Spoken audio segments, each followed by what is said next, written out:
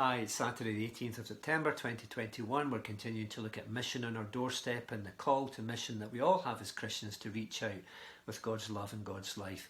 In particular, we're looking at community engagement, how we engage with people in different communities in which we live. Particularly looking at how Jesus did that in Mark's Gospel, chapters 3 to 5. So far we've seen that Jesus engaged with concerned family, he engaged with contentious people, he engaged with community gatherings. He engaged with confused friends, and he engaged finally with complicated situations. Sometimes we will find ourselves in situations that are very complicated, and Jesus did as well. And it's interesting here to see how he dealt with one situation in Mark's Gospel chapter 5. They went across the lake to the region of the Gerasenes, and when Jesus got out of the boat, a man with an evil spirit came from the tombs to meet him. This man lived in the tombs, and no one could bind him anymore, not even with a chain, for he had often been chained hand and foot, but he tore the chains apart and broke the irons on his feet. No one was strong enough to subdue him. Night and day among the tombs and in the hills, he would cry out and cut himself with stones.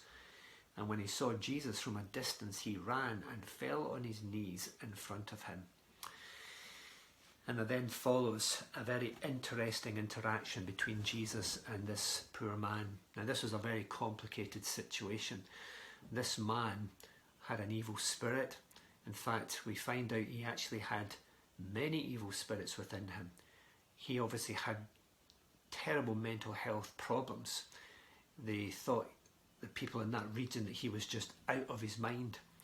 He was socially isolated. He was cast out from his society, and he was imprisoned. He was manacled and shackled and chained, physically in chains, as they tried to restrain him. He must have had sores and welts. He had physical ailments. He had mental ailments. He had social ailments. His situation seemed unmanageable. No doubt the elders of the town and the region had got together to try and come up with some kind of solution, and obviously could come up with no greater or better solution than just chaining the man up. So it was a very complicated situation, and sometimes we are faced with those situations, and we can choose whether to engage or not. The choice is always ours.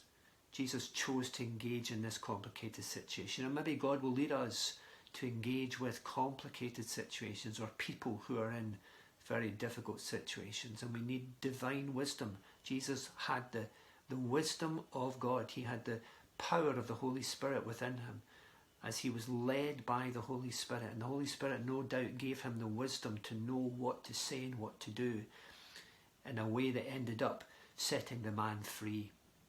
And in these situations that we find ourselves, we can look to the Holy Spirit. We have this divine wisdom, greater than all the wisdom of the world. Don't think that you don't know what to do in because you don't know what to do in a situation means you can't do anything about it. Because if you have the Holy Spirit, then you have the wisdom of God, and you have the mind of Christ, and you have the power, and you can do all things through Christ who gives you strength. So you can deal with these difficult situations as you wait in God, receive his divine wisdom, have the courage and boldness to step out and do something about that situation. And perhaps you might see a wonderful result as Jesus saw with that dear man.